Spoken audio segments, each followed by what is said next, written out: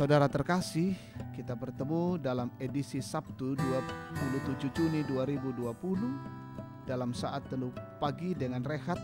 Tema kita, iman harus bertumbuh, dari Lukas 17 ayat 1 sampai 6. Sebelum kita membaca dan merenungkan firman, kita tunduk kepala, kita berdoa.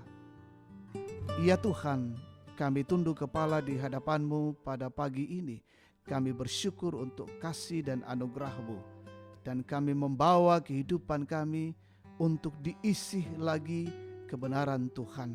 Biarlah itu menjadi bagian kehidupan kami, mewarnai pikiran, hati, perkataan dan hidup kami hari ini dengan firman-Mu.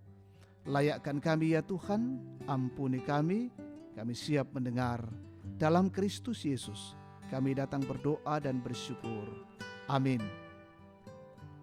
Lukas 17 ayat 1 sampai 6. Beberapa nasihat.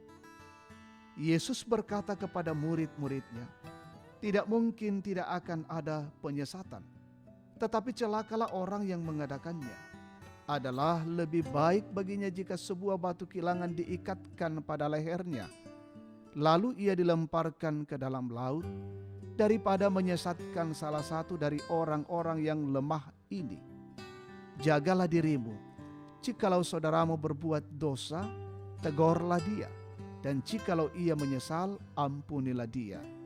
Bahkan jikalau ia berbuat dosa terhadap engkau 7 kali sehari, dan 7 kali ia kembali kepadamu dan berkata, aku menyesal, engkau harus mengampuni dia.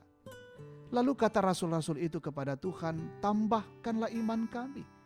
Jawab Tuhan, kalau sekiranya kamu mempunyai iman sebesar biji sesawi saja, kamu dapat berkata kepada pohon ara ini, terbantunlah engkau dan tertanamlah di dalam laut, dan ia akan taat kepadamu.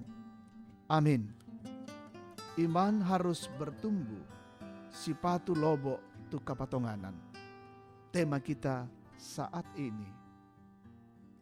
Jemaat yang terkasih dalam Tuhan, benih adalah sebuah benda yang tampak kecil dan lemah, bahkan terlihat seperti benda mati. Namun di dalamnya ada kehidupan. Jika ia dirawat dan diolah dengan benar, maka benih itu tumbuh dan menghasilkan buah yang lebih baik, lebih banyak yang sebelumnya hanya 1 biji benih saja. Iman sebesar biji sesawi diajarkan oleh Tuhan Yesus. Iman sangat dibutuhkan dalam menghadapi penyesatan dan dalam menyatakan pengampunan bagi sesama.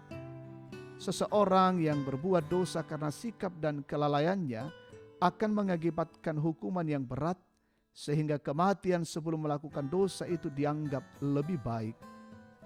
Tuhan Yesus menekankan bahwa orang tersebut perlu diberi peringatan sebagai bentuk kepedulian terhadap keselamatannya.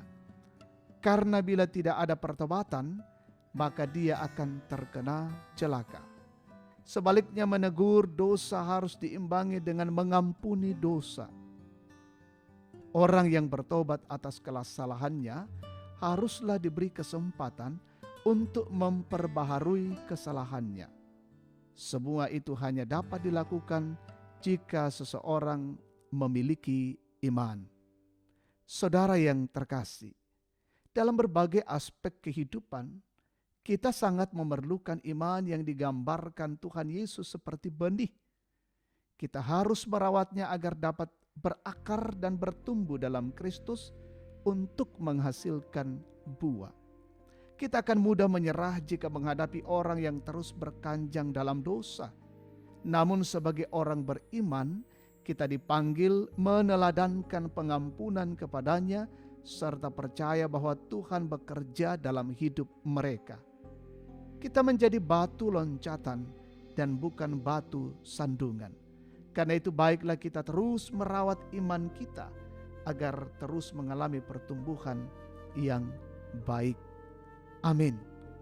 Mari kita naikkan doa syafaat.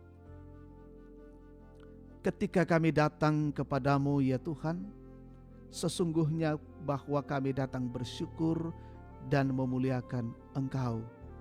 Karena kasih karunia-Mu lah yang terus menumbuhkan iman percaya kami.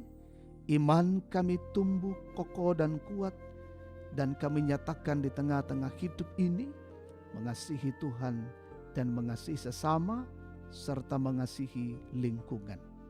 Terima kasih kebenaran firman Tuhan yang mengajarkan kepada kami saat ini tentang bagaimana iman yang terus bertumbuh dalam kondisi dan keadaan yang dihadapi. Kami akan melangkah, berjalan, melanjutkan tugas pekerjaan kami hari ini. Mohon Tuhan menolong dan menyertai kami semua. Kami mengerjakan dengan sempurna, dan semua yang kami lakukan itu bermakna untuk Tuhan dan juga untuk kemuliaan Tuhan. Mendoakan jemaat-Mu hari ini, Gereja Toraja Jemaat Tangerang, saudara-saudara kami di berbagai tempat mendengar siaran ini. Berkati dalam keluarga mereka, perjuangan hidup, juga pekerjaan, usaha dan pelayanan. Kami boleh melakukan dengan baik semata-mata karena pertolongan Tuhan yang luar biasa. Berkati saudara-saudara kami hari ini yang menghadapi tekanan, pergumulan, kesulitan. Di dalam Tuhan selalu ada solusi dan jalan keluar. Saudara-saudara kami yang mensyukuri berkat Tuhan, ulang tahun kelahiran, pernikahan, sembuh dari sakit dan juga menikmati berkat dalam karier pekerjaan, bentuk-bentuk lainnya, Tuhan sempurnakan, mereka nikmati semuanya itu, dan terutama Allah dimuliakan. Mendoakan semua yang menjadi garda terdepan, para dokter, tenaga kesehatan, relawan, gugus tugas COVID-19, TNI Polri, BNPB, Tuhan berkati, terus berkarya dalam rangka memerangi COVID-19. Ya Tuhan, jagalah dan lindungilah kehidupan kami, dan kami tetap menjaga diri, tetap menjaga kesehatan dan imun kami.